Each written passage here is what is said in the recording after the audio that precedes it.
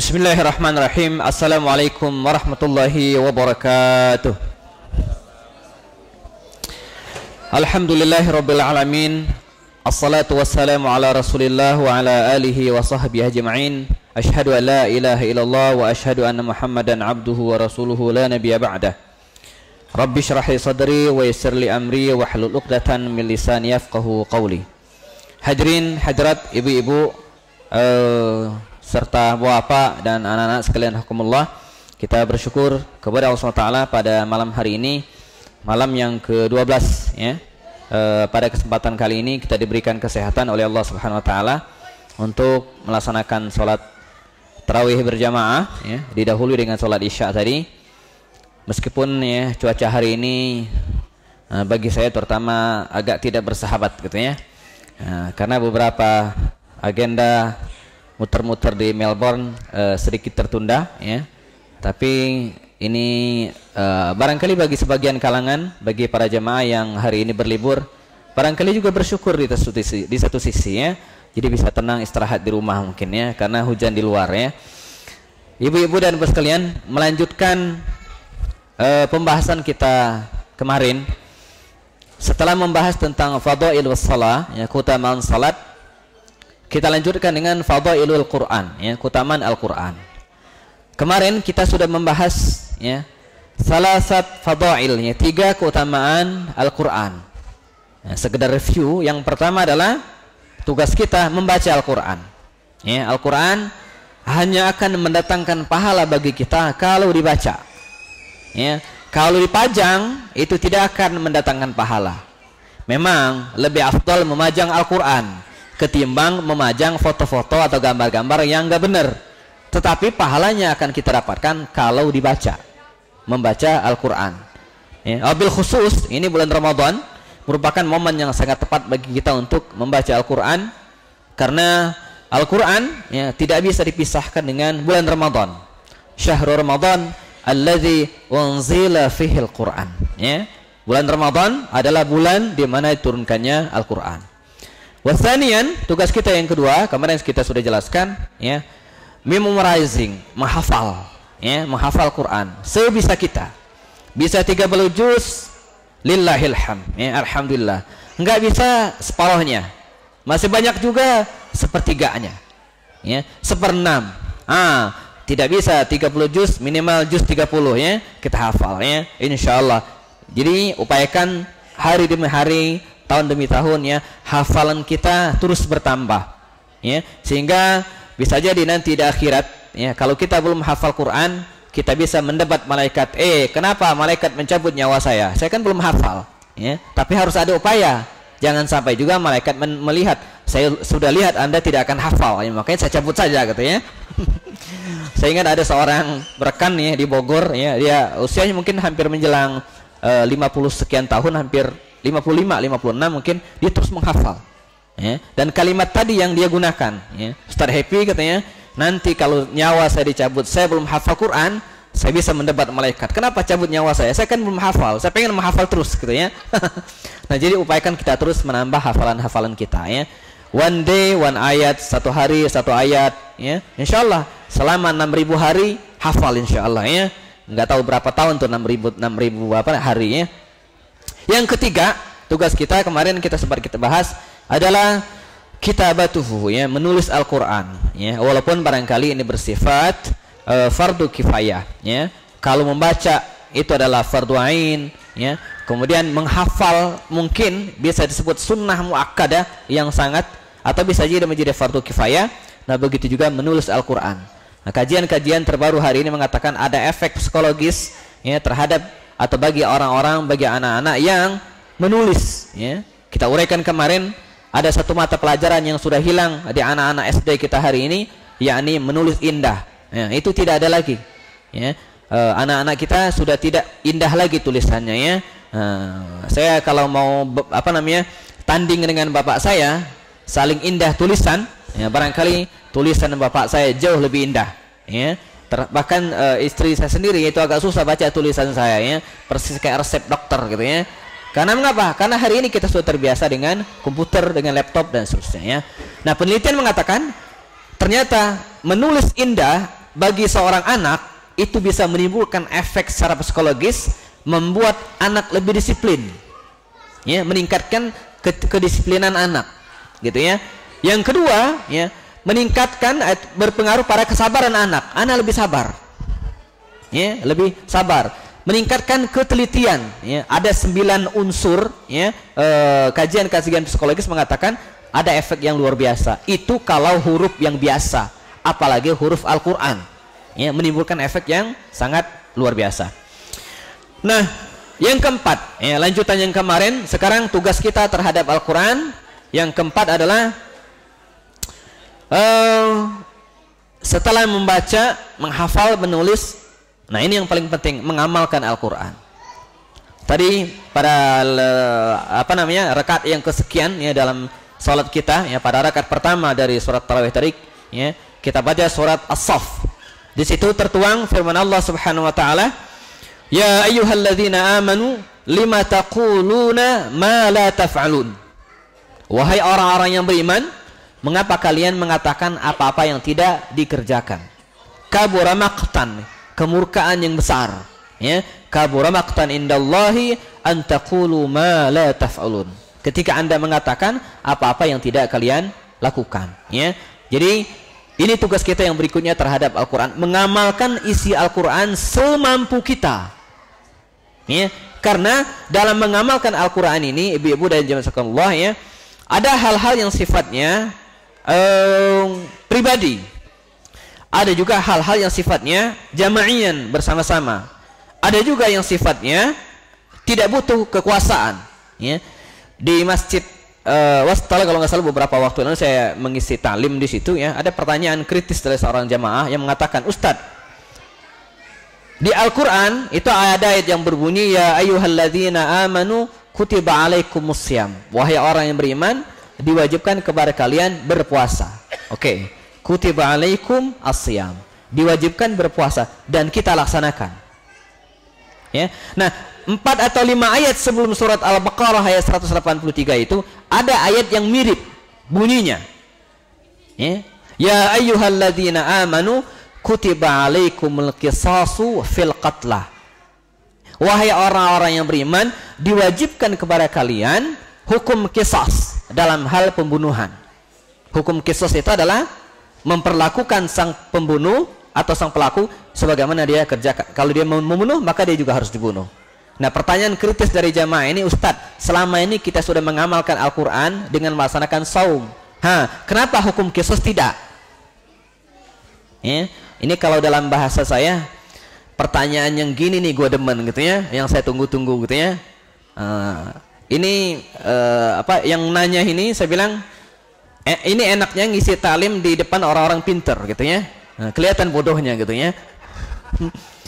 Nah, ibu sekalian, ya, terkait ayat ini, ya, ketika mengamalkan perintah Allah Subhanahu wa taala, ya, itu bersyarat, ya. Ketika syarat itu terpenuhi, maka wajib kita laksanakan. Puasa di antara syaratnya banyak, ya. Syarat seseorang diwajibkan berpuasa, misalnya bagi yang ibu-ibu, ya, tidak sedang haid atau nifas. Haid atau nifas tidak wajib berpuasa, mengqadha di hari yang lain. Ada syarat. Imam Asy-Syafi'i mensyaratkan puasa Ramadan itu al-muqim. Kalau musafir itu tidak wajib, boleh rukhsah. Kayak saya berada di sini, boleh rukhsah, walaupun penjelasannya panjang nanti. Tapi pada prinsipnya tidak diwajibkan. Jadi ada syarat. Nah, hukum qisas saya sampaikan itu juga bersyarat, ya, tidak sembarangan, ya, hukum qisas atau hukum hudud, potong tangan bagi orang yang mencuri. Nah, di antara syarat itu adalah pelaksanaan hukum qisas itu tidak boleh dilaksanakan bagi orang-orang personal, tapi dilaksanakan oleh pemerintah. Nah, hari ini kita belum mendapatkan pemerintah yang Islami, ya, daulah Islamiyah itu belum ditegakkan, maka hukum qisas tidak bisa dilaksanakan lantaran belum memenuhi syarat. Sama seperti hukum hudud, potong tangan, ya, itu harus dilaksanakan kalau syaratnya terpenuhi. Tapi kalau syaratnya tidak terpenuhi, maka tidak sah. Di antara syarat itu misalnya barang yang dicuri itu mencapai nisab. Tidak, ya, seseorang mencuri pulpen 1, tangannya dipotong, enggak. Ada batasan minimalnya. Mencuri telur 1 biji, dipotong tangannya? Enggak, ada syarat minimalnya. Bahkan ada lagi yang menambahkan di antara syarat itu adalah bahwa orang yang melakukan itu tahu bahwa kalau dia mencuri tangannya dipotong. Ketika dia adil, Anda tahu nggak? Kalau Anda mencuri sekian batasnya dipotong tangan. Nggak tahu, nah, tidak dikenakan hukuman kepadanya karena dia nggak tahu. Seseorang tidak dihukum karena ketidaktahuannya. Nah, karena itu poinnya ibu-ibu dan jemaah sekalian, tugas kita terhadap Al-Quran adalah mengamalkan sebisa kita. Apa yang kita bisa lakukan terhadap Al-Quran? Al-Quran memerintahkan kita untuk berpuasa, kita laksanakan. Karena puasa tidak mesti menunggu tegaknya khilafah, tidak mesti menunggu tegaknya daulah Islamiyah personal. Kita diperintahkan untuk melaksanakan sholat, wajib kita laksanakan karena syaratnya terpenuhi. Begitu juga dengan amal ibadah yang lainnya. Sedekah, dalam surah At-Taubah disebutkan innamas shadaqatu lil fuqara dan seterusnya. Kita diwajibkan membayar zakat. Tidak menunggu tegaknya khilafah, tidak menunggu tegaknya daulah Islamiyah, harus membayar zakat. Kita wajib membayar zakat sesuai dengan ketentuan yang sudah diberlakukan. Nah, ini yang keempat, mengamalkan isi kandungan Al-Quran. Wal khamis, 5, yang kelima, tugas kita terhadap Al-Quran yang kelima adalah ta'limuhu, mengajarkan Al-Quran. Khairukum man ta'allama al-Qur'ana wa 'allamahu. Sebaik-baik kalian adalah orang yang belajar Al-Quran wa 'allamahu dan kemudian mengajarkannya. Saya kira musalla surau kita ini sudah memulai itu, walaupun sedikit demi sedikit. Saya dengar setiap Sabtu ada sejenis kalau di Indonesia itu ada istilah TPA gitu Taman Pendidikan Al-Quran. Walaupun belakangan sering dipeleserkan menjadi tempat pendidikan anak gitu mestinya taman pendidikan Al-Quran, tapi ujung-ujungnya tempat pendidikan anak karena orang tuanya sibuk bekerja, anak yang dititipin di guru ngaji. Namanya juga penitipan, dikadangkan atau kadangkala tidak digarap secara profesional. Nah, ini tugas kita bersama, mempelajari Al-Quran dan kemudian mengajarkannya. Kita mulai dari lingkungan yang terkecil dengan kita. Kita evaluasi di rumah kita, jangan sampai ada di antara keluarga kita, di tengah rumah kita ada yang tidak bisa membaca Al-Quran. Harus kita ajari. Suaminya yang mempunyai istri, istrinya tidak bisa baca Al-Quran, suaminya harus mengajari istri yang membaca Al-Quran. Karena dia tidak sempat, maka kewajiban bagi suami untuk berdatangkan ustazah bagi istrinya agar bisa membaca Al-Quran. Seorang suami, seorang istri bisa membaca Al-Quran, wajib memerintahkan, mengajarkan kepada anak-anaknya untuk membaca Al-Quran atau memiliki kemampuan dalam membaca Al-Quran. Wa'allamahu, mengajarkan Al-Quran. Tidak hanya kita belajar, tapi juga harus mengajarkan. Wa akhiran, yang terakhir, tugas kita terhadap Al-Quran juga, ibu-ibu dan jemaah sekalian, lah menjaganya, menjaga Al-Quran itu sendiri. Para ulama mengatakan dengan cara membaca dan kemudian menghafal, menulis, mengamalkan dan kemudian mengajarkan, maka dengan demikian berarti kita sudah menjaga Al-Quran itu sendiri. Memang Allah Subhanahu wa taala sudah berjanji dalam Al-Quran, inna nahnu nazzalna dzikra wa inna lahu lahafizun. Sungguhnya kami yang menurunkan Al-Quran dan kami juga yang akan menjaganya. Al-Quran dijamin dijaga oleh Allah Subhanahu wa taala. Tapi tidak ada jaminan Al-Quran dijaga di Melbourne ini, enggak ada. Sungguhnya kami akan menjaga Al-Quran di Melbourne, enggak ada. Sungguhnya kami akan menjaga Al-Quran di Indonesia, enggak ada. Bahwa Al-Quran itu dijaga oleh Allah, iya. Tapi di mana kita tinggal, itu menjadi kewajiban kita bersama untuk menjaganya. Menjaganya bagaimana? Dengan cara menghafalnya tadi, dengan cara membacanya sesering mungkin, dengan cara mengajarkannya. Itu bagian dari menjaga Al-Quran. Dan waddifa'anhu, mempertahankannya. Kalau ada yang menghina Al-Quran misalnya, kita wajib membela sesuai dengan kemampuan kita, dengan cara-cara yang kita miliki gitu ya. Jadi kalau ada yang menghina Al-Quran, kita tidak boleh diam, harus berpendapat, harus berusaha untuk mengcounter hal tersebut. Misal dulu di sebuah perguruan tinggi di Indonesia di mana ada seorang dosen menghina Al-Quran dengan cara atau lebih tepatnya menghina lafaz Allah gitu ya. Orang, ibu sekalian, kalau ada orang yang semakin pintar itu semakin durhaka gitu ya. Semakin pintar semakin durhaka. Ada di masa Nabi ada orang yang sangat cerdas, tapi saking cerdasnya, saking pinternya, semakin durhaka dia, maka dijuluki oleh Rasul dengan nama Abu Jahal. Ya, artinya Abu itu bapak, Jahal itu bodoh. Itu dia bukan goblok, bukan bodoh, saking pinternya, Pak. Bahkan kalau kita baca sejarah Rasulullah SAW, kita akan menemukan sampai iblis sekalipun mengakui kepintaran Abu Jahal. Bayangkan, ya, iblis sendiri, syaitan, itu mengakui kepintaran Abu Jahal. Ketika akan hijrah ke Madinah, ya, dan kaum kafir Quraisy waktu itu, ya, tidak ingin Nabi ini hijrah. Mereka kemudian rapat di Darun Nadwa waktu itu, ya, Darun Nadwa, dan masing-masing mengemukakan pendapatnya bagaimana mengatasi Rasul ini agar mereka tidak hijrah ke Madinah. Semua diutarakan pendapat, tapi tidak ada yang diterima. Akhirnya Abu Jahal yang bicara, saya punya pendapat, ya, kita bunuh Muhammad, katanya kan, kita bunuh Muhammad sallallahu alaihi wasallam. Dengan cara apa? Dengan cara mengumpulkan masing-masing pemuda dari berbagai kabilah Quraisy waktu itu, dan setiap orang melakukan darbatan wahidan, menusuk Muhammad SAW masing-masing satu tusukan. Maka dengan demikian darah Muhammad mengalir ke semua kabilah bangsa Arab, dan keluarga Muhammad tidak bisa menuntut balas, ya, sebab kalau satu orang membunuhnya, maka keluarga Nabi Muhammad ini yang akan menuntut balas, dan terjadilah perang saudara. Tapi kalau Rasulullah dibunuh darbatan wahidan likulli rajulin, setiap orang membunuh dengan satu tusukan, maka dia dikeroyok orang sekampung, ya, tidak bisa dilawan oleh kabilah Bani Hashim. Ini pendapat usul Abu Jahal. Apa komentar syaitan waktu itu yang ikut rapat? Dia mengatakan, ide yang cerdas, gua aja nggak kepikir, katanya kan. Jadi orang, Pak, kalau udah cerdas banget itu kadang semua diakali. Nah, termasuk salah seorang dosen dulu di Jakarta, dia juga demikian. Dia menulis di sebuah lembar kertas, kemudian ditulis Allah, ditaruh di lantai, diinjek-injek. Saya tidak menginjak-injak Allah, katanya gitu kan, tapi menginjak-injak kertas. Jadi orang kalau sudah pinter kayak gitu kan, tidak, ya, tidak dibenarkan, ya. Coba bayangkan, ada nama bapaknya saja kita tulis di lembar kertas, kita taruh di tanah, kita injek-injek, dia mau nggak? Itu nama bapaknya gitu kan. Ini bagaimana Allah Subhanahu wa taala, Al-Qur'an. Ya, karena itu kalau kita ingin teruskan, ada adab-adab kita terhadap Al-Qur'an, ya, adab membawa Al-Qur'an, adab membaca Al-Qur'an. Dia bukan kitab biasa, ya, tapi kitab yang kalau dibaca akan mendatangkan pahala dari Allah Subhanahu wa taala. Ibu-ibu dan jamaah sekalian, ya, barangkali ini yang disampaikan pada kesempatan kali ini. Semoga ini bisa memberikan inspirasi kepada kita untuk terus, ya, mendekatkan diri kepada Al-Qur'an. Ya, semakin dekat dengan kita dengan Al-Quran, maka akan semakin murni ajaran yang kita miliki, ya. Dengan cara apa? Membacanya sesering mungkin, ya. Kita evaluasi malam ini, pulang nanti di rumah kita cek mushaf Al-Quran kita, lipatannya sudah nyampe juz 12 belum?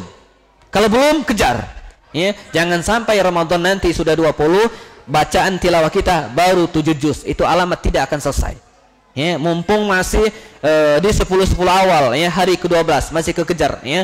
Jadi kalau hari ini ada yang baru 5 juz, ya, kejar, ya, masih keburu insyaallah, ya.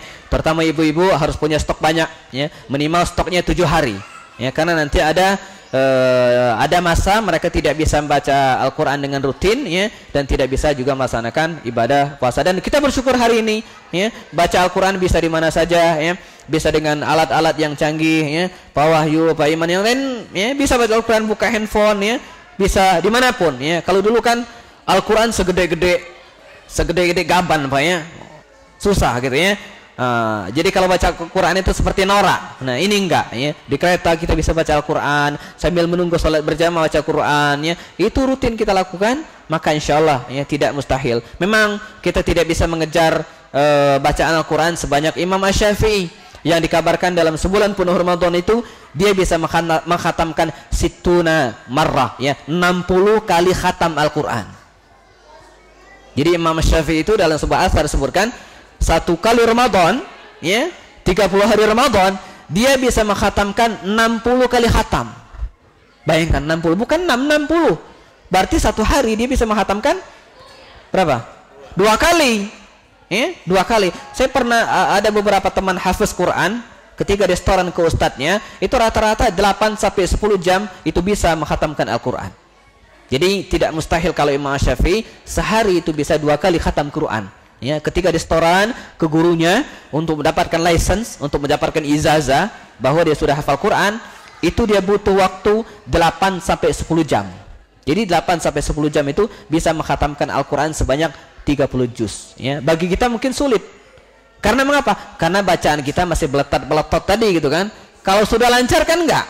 Ya, semakin lancar bacaan Quran kita maka akan semakin cepat. Ya, bahkan nanti kita bisa evaluasi di rumah kita, pasang jam stopwatch ya atau sejenisnya, kita baca Al-Quran 1 juz, berapa kemampuan kita? Ya, 1 jam kah? Dan itu bisa dievaluasi bos sekalian ya. Kalau hari ini mungkin ketika kita membaca Al-Quran 1 juz mungkin 1 jam 1 juz, besok ya kita akan semakin cepat. Itu bisa maju tuh, bisa 50 menit, terus 40 menit, dan lama kelamaan 30 menit 1 juz. Ya, semakin sering kita membaca Al-Quran maka akan semakin kita mudah ya dalam menghafal dan seterusnya. Dan apalagi hari ini kita berada di bulan Ramadan, di mana pahala dilipat gandakan oleh Allah Subhanahu wa taala. Dalam sebuah hadis sahih Rasul mengatakannya bahwa as-shaumu wal Qur'anu yashfa'ani li'abdin yaumal qiyamah. Puasa dan tilawah Al-Quran itu bisa menjadi syafaat ya pada hari kiamat nanti. Sebagian ulama menafsirkan yang dimaksud dengan asy-syaf'u atau yang dimaksud dengan asy-syafa'ah adalah sejenis bonus ya, di mana di akhir nanti di yaumil mizan, di hari perhitungan, kita kerepotan ngumpulin pahala sebanyak mungkin untuk menambah berat timbangan kita yang bagian kanan supaya enggak masuk ke kiri. Nah, di tengah kerepotan itu tiba-tiba ada pahala yang gede, bok langsung gede. Itulah syafaat. Di antaranya dari mana? Min tilawatil Quran. Ya. Dan kalau kita renungkan betapa tidak besar pahala kita membaca Al-Quran. Rasul mengatakan, la aqulu alif lam mim harfun. Saya tidak mengatakan bacaan Al-Quran alif lam mim itu 1 huruf, kata Rasul. Walakin alifun harfun wa mimun harfun wa lamun harfun wa mimun harfun. Alifun harfun, lamun harfun wa mimun harfun. Alif 1 huruf, lam 1 huruf, dan mim 1 huruf. Maknanya kalau kita baca Al-Quran sehari, Bismillahirrahmanirrahim, alif lam mim, sadaqallahul azim. Berapa pahala kita, Bu? Pahala kita berapa? Di luar Ramadan, tidak sedang berwudu, kata Imam Ali radhiyallahu anhu, ya, orang yang membaca Al-Quran maka akan dilipat gandakan menjadi 10 kali lipat. Di luar Ramadan, tidak sedang berwudu, baca Quran itu 10 kali lipat. Kalau baca Al-Quran di luar Ramadan, ya, kata Ali radhiyallahu anhu, berwudu tapi tidak sedang sholat, maka dilipat gandakan menjadi 25 kali lipat. Ya, kalau kita membaca Al-Quran di luar Ramadan, berwudu tapi sholatnya dalam keadaan duduk, ya, karena kecapean misalnya, karena sakit, sholatnya duduk, maka dia mendapatkan 50 kali lipat kebaikan. Kalau dia membaca Al-Quran ya di luar Ramadan, berwudu ya, kemudian sedang sholatnya berdiri kayak kita tadi, maka dia akan mendapatkan 100 kali lipat kebaikan. Jadi jangan sepelekan ketika sholat nanti tadi misalnya, kita mendapatkan pahala 100 kali kebaikan, mi'atu hasanah. Itu fi kharij Ramadan, di luar Ramadan. Di dalam Ramadan itu berlipat ganda lagi. Itu kalau kita baca alif lam mim doang sehari. Bayangkan kalau 1 juz berapa huruf. Jadi yang dihitung oleh Allah SWT itu bukan juznya, tapi huruf yang kita lantunkan dalam baca Al-Quran. Nah, kita berharap ini menjadi andalan kita menghadap Allah Subhanahu wa taala nanti di hari kiamat ya. Kita akan mendapatkan syafaatun minal Quran. Nah, syafaat dari Al-Quran. Dan bahkan bersyukurlah bagi ibu-ibu, bapak-bapak yang bacaan Qurannya masih beletot, masih belum lancar ya. Kok harus bersyukur, Ustadz? Nah, dalam tanda kutip ya. Karena Rasul mengatakan, barang siapa yang membaca Al-Quran wa huwa yataqa'u fi tilawatihi. Nah, yataqa'u itu artinya maju mundur lagi, banyak yang mundur ya dari majunya ya. Semakin diulang semakin banyak salahnya gitu ya. Yataqa'u ya. Ya, batuk terus gitu ya. Maka kata Rasul, wa huwa yataqa'u fi tilawatihi falahu ajran. Maka dia mendapatkan 2 pahala. 1 pahala karena dia membaca Al-Quran, dan 1 pahala lagi karena kecapeannya baca Quran. Ya, capek tuh baca Qurannya, kita dengarnya aja keringetan. Apalagi yang baca gitu ya. Saya ingat saya ada pengajian rutin setiap hari Ahad pagi di rumah itu. Kadang ada kita sebelum mengaji itu giliran baca Quran ya. Itu kalau diamati ada beberapa bapak yang datangnya itu seperti dia intip ya. Kira-kira kita sudah baca Quran dia baru datang katanya. Ya. Sebelum belum selesai dia nggak datang ya. Kita udah selesai semua baru dia assalamualaikum katanya. Jadi udah nggak baca lagi. Nah ini bener ya, orang pinter tuh memang banyak akalnya ya. Orang pinter ya. Dan tapi di sisi lain ini sekedar berharap ini menjadi inspirasi kita semua.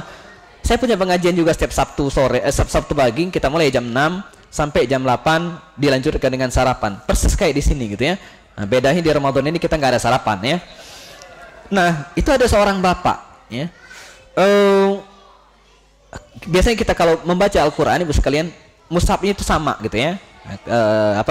Keluaran dari Arab Saudi itu sama yang dibagikan gratis itu sama. Nah, ini ada bapak datang mengaji bawa Quran dari rumah, padahal di situ kita sudah siapkan ya biar seragam. Dia enggak bawa Quran dari rumah dan kita tidak larang, enggak masalah ya. Masing-masing punya mushaf dirinya. Bahkan dalam menghafal Quran itu diantara yang dianjurkan para ulama jangan pindah-pindah mushaf ya, mushafnya sejenis. Nah ini bapak datang dengan bawa mushaf sendiri.